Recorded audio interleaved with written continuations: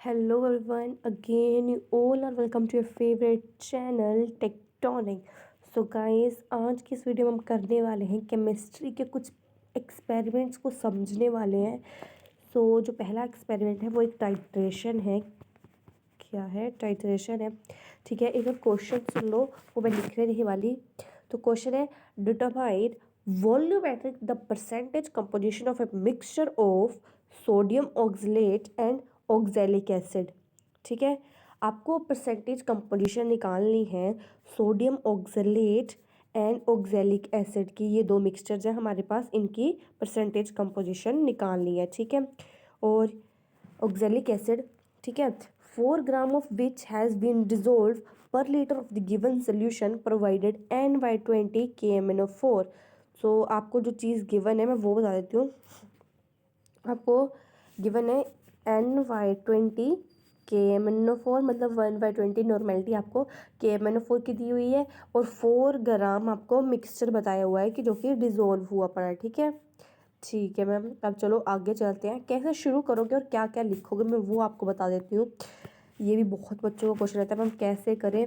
तो जब जो मैंने अभी क्वेश्चन बोला वो सारा आपको एम के अंदर लिखना है। ठीक है, उसके बाद आपका नेक्स्ट आता है हेडिंग मटेरियल रिक्वायर्ड। क्या आती है? Material required. मैं यहाँ पे आपको बता रही हूँ कि आपको पेपर में कैसे लिखना होता है। आपकी फाइल्स पे आपको जैसे आपका टीचर बताया आपको वैसे लिखना है। ठीक है, अब नेक्स्ट आपको लिखना होता है मटेरियल रिक्वायर्ड। अब मटेरियल रिक्वायर्ड में क्या लिखोगे आप?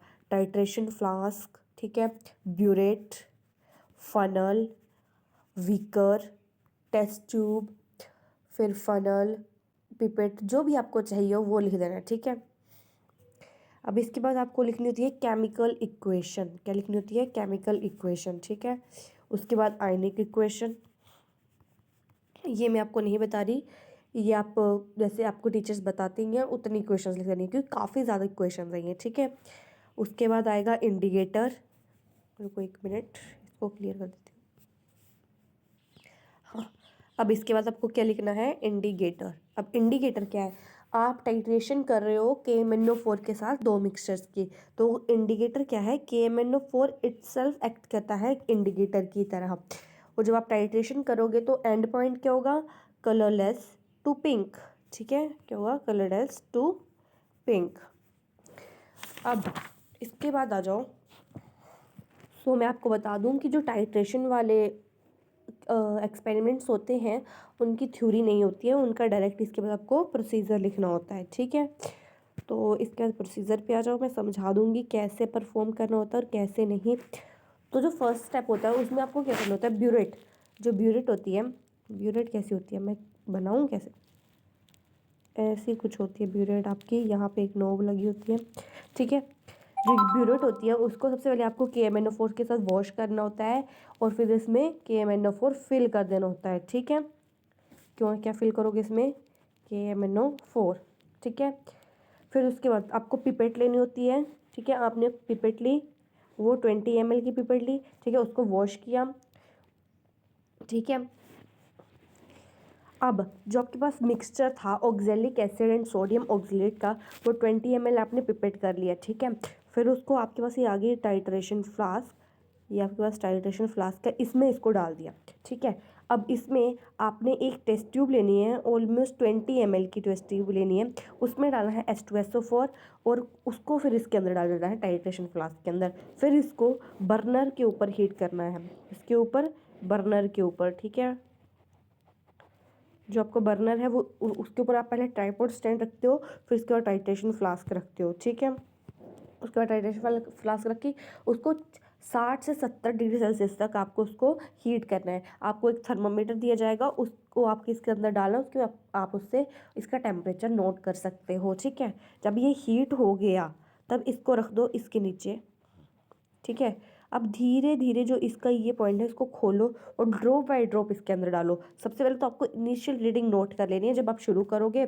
उसके बाद जब इसका कलर, ये कलरलेस होगा, ठीक है, जो आप बना रहे हो ना अभी गर्म गर्म करके आएगा वो कलरलेस होगा, और जब ये पिंक चेंज हो जाएगा वो रीडिंग आपको नोट कर लेनी है। ठीक है, ऐसे ही एक्सपेरिमेंट को रिपीट करना और 2-3 रीडिंग्स ले लेनी है। ठीक है, रीडिंग्स वगैरह लेने के बाद फिर आपके पास बनेगा ऑब्जर्वेशन टेबल। ठीक है, ऑब्जर्वेशन टेबल कैसे बनेगा, serial number, initial reading, final reading, volume of solution मतलब जो आपका KMnO4 यूज़ हुआ, और यहाँ पे आ जाएगी कॉन्करेंट रीडिंग। अब देखो इनिशियल रीडिंग आपने लिख दी, फाइनल रीडिंग लिख दी, वॉल्यूम ऑफ सोल्यूशन कैसे लिखोगे, फाइनल माइनस इनिशियल, और जो ये वॉल्यूम ऑफ सोल्यूशन आएगा ना इसमें, जैसे कुछ एक 25 आ गया, एक 25 आ गया, फिर एक 24.5 आ गया, तो इसमें जो कॉन्करेंट रीडिंग होगी, 25 इसमें कॉन्करेंट रीडिंग है वो यहाँ पे लिख देनी है, ठीक है, क्योंकि आप अभी इसके बाद कॉन्करेंट रीडिंग को ही यूज़ करोगे, ठीक है। ठीक है मैम, ये लिख दिया। अब ये आपके पास से टेबल बन गया। अब इसके बाद आपको क्या आएगी, जनरल कैलकुलेशन। आपको जनरल कैलकुलेशन कैसे होगी मैं वो बता देती हूँ। जनरल कैलकुलेशन में आपने कितना लिखना होता है, जनरल कैलकुलेशन में वो चीज़ लिखनी होती है जो आपने ज़्यूम की है, ठीक है। तो आपको पता है आप नॉर्मेलिटी दी हुई थी ना KMnO4 की, तो उसका ये फॉर्मूला सभी को पता ही है, N2V2 N2 N1 V2 1 ये वाला, ठीक है। जो ये वाली है ये मिक्सचर ऑफ सोल्यूशन का है और ये KMnO4 का है, ठीक है। अब जब आपने मिक्सचर ऑफ सोल्यूशन वो आपने 20 ml पिपेट किया था, आपको पता है 20 लिख दिया। N2 आपको प्रोवाइड किया गया था शुरू में 1/20 है, और V2 एज इट इज़, ठीक है। अब यहाँ से आपको नॉर्मेलिटी निकालनी है, तो नॉर्मेलिटी इसको इसे ले आओ, B2/400, तो आप इसको लिख सकते हो N=V/400, ठीक है। ये नॉर्मेलिटी ऑफ मिक्सचर सोल्यूशन है, ये किसकी है, मिक्सचर ऑफ सोल्यूशन की, ठीक है।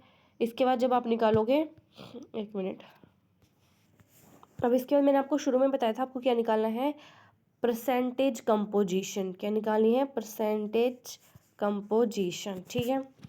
तो परसेंटेज कंपोजिशन आप कैसे निकालोगे, तो चलो सबसे पहले मैंने लेट कर लिया कि जो वेट है ऑक्जेलिक एसिड का वो क्या है, A ग्राम, ठीक है। फिर जो वेट क्या होएगा, सोडियम ऑक्साइड का वेट क्या होएगा, अगर मैंने लेट किया कि ऑक्जेलिक एसिड का वेट A ग्राम है, क्या लेट किया गया मैंने, A ग्राम है ऑक्जेलिक एसिड का वेट, तो वेट क्या होगा सोडियम ऑक्सलेट का। हमने शुरू में ही पढ़ा था क्वेश्चन, मैंने आपको बताया था कि हमने 4 ग्राम लिया है टोटल, ठीक है, जो मिक्सचर है, तो 4 - 8 ग्राम क्या हो जाएगा, सोडियम ऑक्सलेट का वेट हो जाएगा, हो जाएगा मैम। अब आप सबसे पहले निकालोगे नॉर्मेलिटी ऑफ ऑक्जेलिक एसिड, ठीक है। मिक्सचर में क्या नॉर्मेलिटी है ऑक्जेलिक एसिड की, वो कैसी आती है, इक्विवेलेंट वेट अपॉन में equivalent mass of oxalic acid, ठीक है। अब आपने वेट क्या एग्ज्यूम किया है A, और अपॉन में 63 आपका क्या होता है, ऑक्जेलिक एसिड का मास होता है, इक्विवेलेंट मास होता है 63 ऑक्जेलिक एसिड का, ठीक है। और वैसे ही सोडियम ऑक्जेलेट के लिए लिख दो, 4 - A हो जाएगा, और इसका इक्विवेलेंट वेट होता है 67, ठीक है।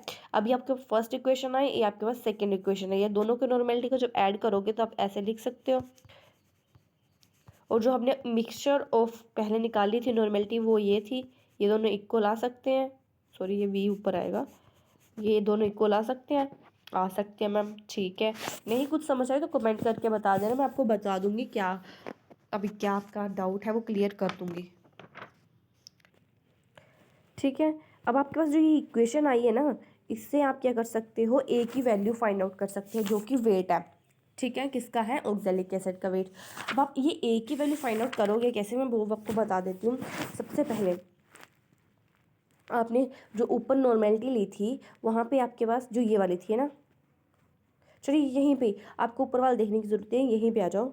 अब जब आप इसको सोल्व करोगे आपको यहाँ से A की वैल्यू चाहिए, A आपको निकालना है, ये सारी चीज़ें गिवन है, आपको V पता होना चाहिए, V क्या है, V आपका है 25, ठीक है, कितना है आपका V, 25, ठीक है। वॉल्यूम बता रही हूँ आपको KMnO4 का यूज्ड हुआ, जो आपने पीछे निकाल लोगे टेबल से, ये चीज़ आपकी वैल्यू कहाँ से आएगी, टेबल से। ये मैंने 25 एज्यूम किया था इसलिए आ गया, और जब आप पूरी इक्वेशन को सोल्व करोगे, अगर यहाँ पे आप 25 पुट करके सोल्व करते हो, ठीक है, तो आंसर आ जाएगा 2.9, ठीक है। मैं अभी तक ये लिख चली हूँ कि आंसर हमारे पास आ गया है 2.9, A की वैल्यू क्या आ गई है 2.9, ठीक है। अब इसके बाद जनरल कैलकुलेशन हमें निकालना क्या था, हमें पता ही है यार, हमें परसेंटेज कंपोजिशन निकालनी है, ठीक है। तो लिख सकते हैं परसेंट ऑफ ऑक्जेलिक एसिड का क्या फॉर्मूला होता है, A/4 × 100, ठीक है, A/4 × 100, और सोडियम ऑक्जेलेट का 4 - A अपॉन में 4 इंटू 100, जो ए की वैल्यू आई है वो यहाँ पे पुट कर दो, आपके पास आपका आंसर आ जाएगा। ठीक है, और जो भी फिर उसके बाद रिजल्ट आपने लिखना होता है, आपने उसमें रिजल्ट लिख देना है। रिजल्ट के बाद प्रिकॉशंस क्या है, पहले रिजल्ट लिख देना। ठीक है, उसके बाद प्रिकॉशंस कुछ नहीं है, बोला है कि जो KMnO4 है उसको हमेशा ब्यूरेट में लेना है, हीट कर रहे हो तो 60 से 70 के बीच में हीट करना है, और जो आपने जो KMnO4 है उसका अपर मिनिस्कस पढ़ना है। ठीक है, KMnO4 का अपर मिनिस्कस इसलिए पढ़ते हैं क्योंकि वो कलर्ड लिक्विड है, कलर्ड लिक्विड का हमेशा हमेशा अपर मिनिस्कस पढ़ते हैं। ठीक है, और लोअर लिक्विड कलरलेस लिक्विड का लोअर मिनिस्कस। ठीक है, आपकी सारी की सारी टाइट्रेशन ऑलमोस्ट जो कि आपके सिलेबस में है वो KMnO4 से ही होती हैं। ठीक है, मतलब KMnO4 ही ब्यूरेट में जाएगा। तो मैं और सभी का प्रोसीजर भी सेम ही होता है, एंड पॉइंट भी सेम ही होएगा, इंडिकेटर भी सेम होएगा, क्योंकि आप कर किसके साथ रहे हो, KMnO4 के साथ। ठीक है, केमिकल इक्वेशन, आयनिक इक्वेशन सब सेम होएगी। ठीक है, बस आपको डिफरेंस किस में आएगा, जो कि आप हीट करोगे, मिक्सचर जो भी आप लोगे, ठीक है, जिसकी आपने टाइट्रेशन करनी है, जो भी कंपाउंड आपके लोगे वो डिफर करेगा। ठीक है, और थोड़ी सी कैलकुलेशन में डिफरेंस हो सकती है, आपसे केवल पूछ सकते हैं कि मोलैरिटी निकाल लो।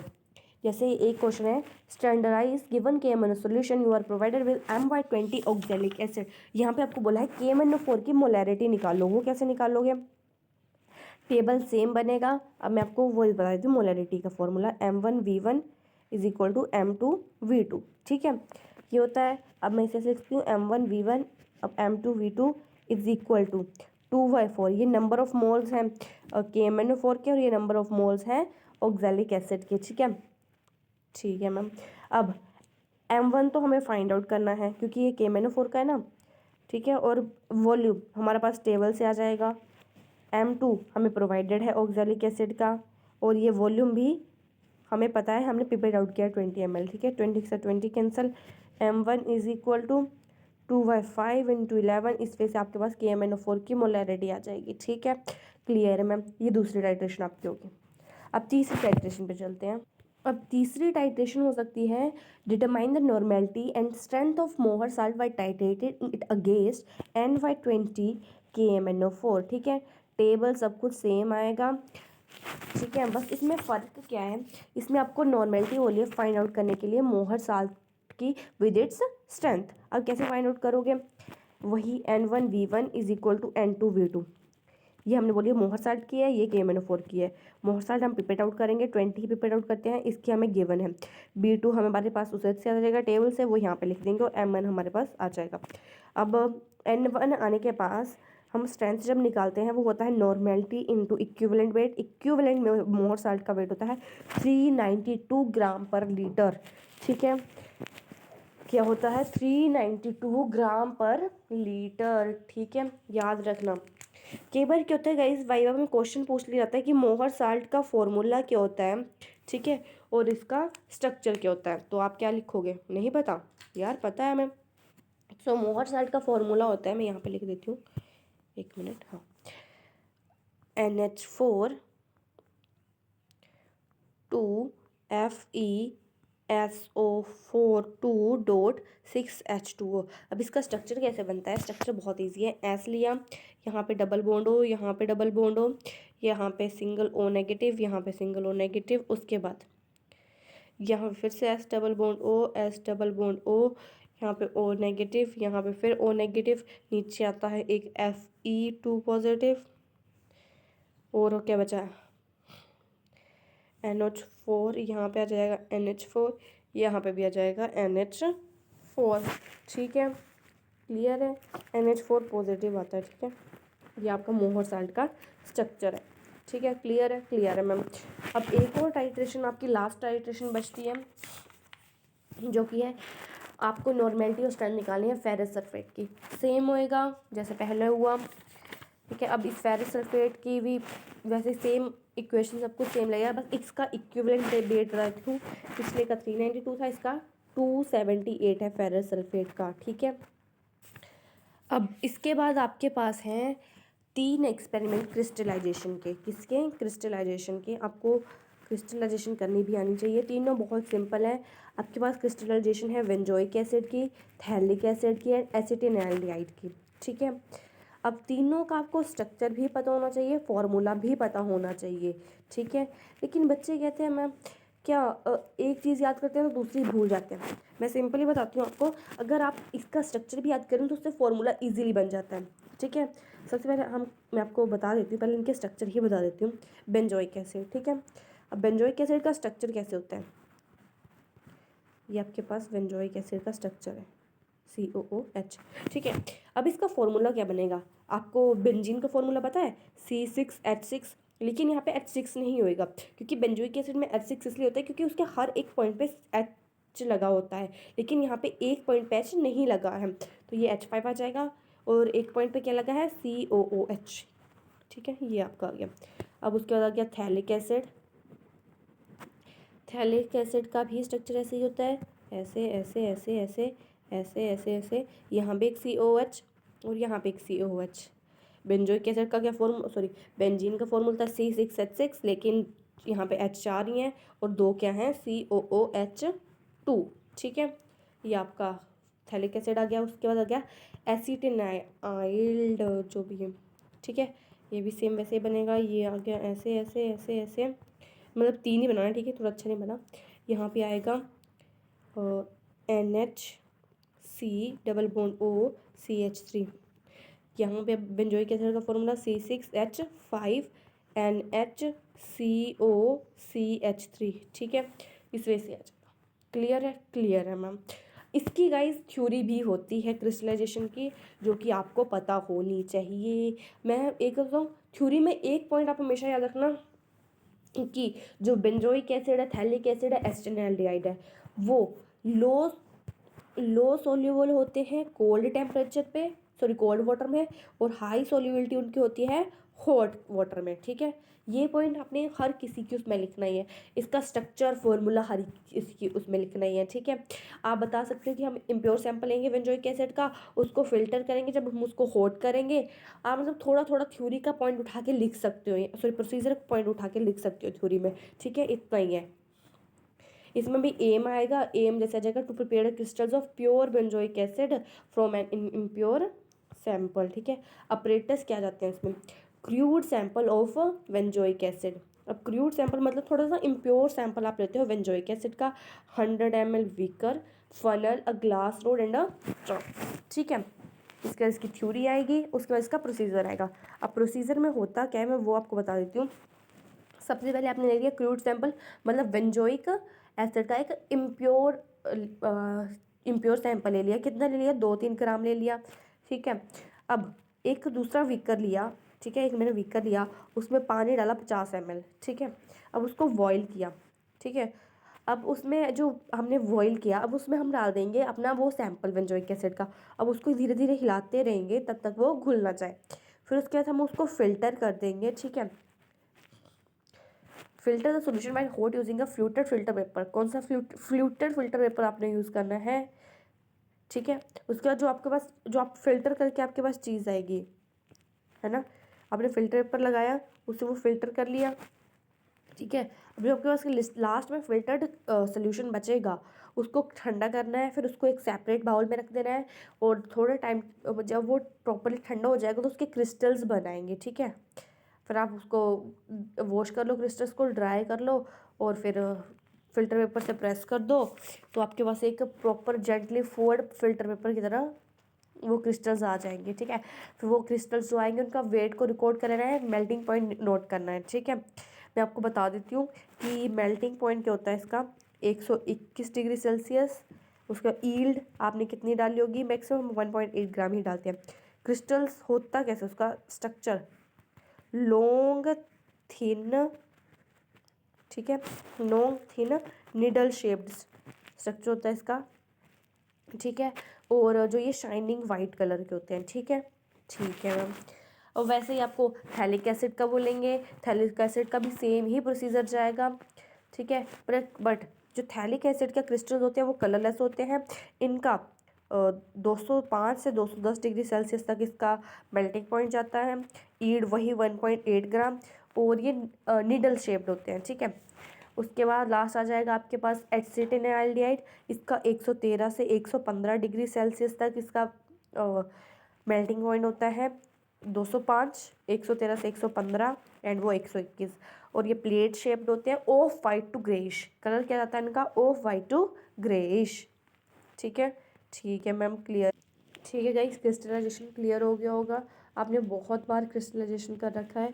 ठीक है, अब लास्ट वाला आपके पास है ड्रॉप नंबर मेथड। ठीक है, बहुत इजी है, कुछ भी नहीं, लिटरली कुछ भी नहीं है ये, इतना इजी एक्सपेरिमेंट है ये। इसमें भी सेम शुरू में एम आएगा। एम क्या? Determine the surface tension of A given liquid. आपको लिक्विड दिया गया होगा, उसका आपको सरफेस टेंशन निकालना होता है by using of stalagmometer by drop number method. ठीक है, अब इसमें आपको चाहिए क्या क्या होता है? अपरेटस, स्टेल स्टेलोगोमीटर चाहिए होता है, स्पेसिफिक ग्रेविटी बॉटल चाहिए होती है, a small rubber tube with screw pinch cock and distilled water liquid चाहिए होता है। ठीक है, ठीक है। अब थ्योरी में क्या लिखोगे आप? थ्योरी में लिख सकते हो, in the drop number method the number of drops formed by equal volumes of two liquid. ठीक है, जो मतलब कितनी ड्रॉप्स बन रही हैं, दो लिक्विड्स लोगे आप, एक बार आपके पास लिक्विड होगा और एक वाटर होगा, आपने काउंट करनी है उनकी लिक्विड। ठीक है, इफ बोला है m1 and m2 is the mass of a one drop of each of the liquid having densities d1 and d2। ठीक है, दो लिक्विड्स बता दिए, एक का मास बोला m1 m2 है, मास वन ड्रॉप बोला है। ठीक है, और डेंसिटी क्या है? d1 d2 and n1 n2 क्या है? Number of drops formed by the volume of two liquids. And surface tension क्या होगा? Gamma 1 and gamma 2। उसका फॉर्मूला क्या है? Gamma 1 is equal to m1 m2 is equal to v upon में n1 into d1 upon में v upon n2 into d2। मतलब सीधा लिख दो यार, gamma 1 is equal to gamma 2 is equal to d1 n2 d2 n1। मतलब density ऊपर d1 की आएगी, साथ में n2 एंड d2 n1, और यही आपका फॉर्मूला भी रहता है। अब इसके बाद आपको ऑब्जर्वेशन जब लिखते हो, रूम टेम्परेचर सभी को याद रहता है 20 डिग्री सेल्सियस, वो मुझे बताने की ज़रूरत नहीं है। Density of water dw given होता है आपको। ठीक है, कितना है? 0.9987 ग्राम पर लीटर। याद रखना, डेंसिटी ऑफ वाटर कितना है? 0.9987 ग्राम पर लीटर। ठीक है, सरफेस टेंशन भी दिया होगा आपको वाटर का, क्योंकि वाटर की जो वाटर एक कॉमन लिक्विड है, जिसकी चीज़ें आपको पहले से गिवन होंगी, वो आपको फाइंड आउट करने की ज़रूरत नहीं है। ठीक है, और आपको यूनिट्स भी याद रखनी है इनकी। ठीक है, जब आप सरफेस टेंशन की यूनिट्स लिखोगे वो डाइन पर सेंटीमीटर होंगी। ठीक है, सरफेस टेंशन के। ठीक है, ठीक है मैम। अच्छा मुझे बताओ, सरफेस टेंशन क्या होता है? तो मैं आपको बता दूं, surface tension is the elastic tendency of a liquid surface allowing them to acquire least surface area। ठीक है, मतलब आपने कभी देखा होगा वाटर जो है वो जब गिरता है तो वो कोई शेप लेने की कोशिश करता है। जो ड्रॉप गिर रही है वो कम से कम सरफेस लेने की कोशिश करती है। वो ड्रॉप सभी तो ऐसे गिरती है, वो ऐसे गिरने को तो ऐसे गिर जाए, है ना? समझ रहे हो ना मैं क्या कहना चाह रही हूँ? ठीक है, आई होप यू अंडरस्टैंड। उसके बाद इसका टेबल कैसे बनेगा वो मैं आपको बता देती हूँ। कहाँ पे बनाऊँ यार? यहाँ बना रही हूँ। ठीक है, टेबल में ऐसे कुछ बना देना। ठीक है, यहाँ पे वाटर, यहाँ पे liquid, number of drops form a fixed volume of a liquid. Number of drops form a fixed volume of a liquid. ठीक है, वो यहाँ लिख देना। अब जितनी बार दो तीन रीडिंग्स लेनी है वो लिख देना यहाँ पे, फिर मीन आ जाएगा। मीन तो आप निकालना जानते ही हो। ठीक है, अब इसके बाद आता है मास ऑफ एम्प्टी बोतल, वो m1 से डिनोट करोगे। फिर mass of m2, mass of water with water, bottle with water. ठीक है, mass of bottle with liquid. ठीक है, ये चीज़ें निकालने के बाद आप इससे मास ऑफ वाटर और मास ऑफ लिक्विड निकाल सकते हो इजीली। अब डेंसिटी ऑफ लिक्विड कैसे निकालोगे? डेंसिटी ऑफ लिक्विड का फॉर्मूला मैं कहाँ पे बता देती हूँ आपको। डेंसिटी ऑफ लिक्विड, अच्छा डेंसिटी निकलती कैसे है? सीधा सीधा बताओ डेंसिटी कैसे निकलती है। अब लिक्विड की डेंसिटी निकाल रहे हो ना, तो आप सबसे ऊपर लिख दो जो आपका लिक्विड का मास आया है, उसके बाद नीचे लिख दो जो आपके पास वाटर का मास है इनटू डेंसिटी ऑफ वाटर कर दो। ठीक है, समझ आ गया मैं क्या कहना चाह रही हूँ। जैसे अगर आप डेंसिटी ऑफ लिक्विड निकाल रहे हो तो ऊपर मास भी किसका आएगा, लिक्विड का, नीचे वाटर का mass into density of water, तो उससे आपके पास डेंसिटी ऑफ लिक्विड आ जाएगी। ठीक है, अब आपको निकालना है सरफेस टेंशन। सरफेस टेंशन का वैसे मैं फॉर्मूला बता चुकी हूँ, मुझे दोबारा बताने की ज़रूरत नहीं होनी चाहिए, लेकिन मैं यहाँ पर लिख देती हूँ। सरफेस टेंशन पे आपको लिक्विड का निकालना है। कैसे निकालोगे, लिक्विड की डेंसिटी, फिर नीचे वाटर की डेंसिटी, फिर नंबर ऑफ वाटर, ये साथ में इकट्ठे नहीं लिखनी चीज़ें, ठीक है, और फिर वाटर का सरफेस टेंशन इनटू में। ठीक है, तो फिर उससे आपके पास क्या जाएगी, लिक्विड का सरफेस टेंशन, यही आपको निकालना है। आई होप क्लियर हो गया हो फॉर्मूला वगैरह, वो आप जब आपके पास वैल्यूज आएंगी वो आप इजीली निकाल सकते हो। ठीक है, आई होप क्लियर हो गया हो। कोई डाउट है तो आप बता सकते हो, कमेंट कर देना गाइज अगर आपको कोई डाउट हो।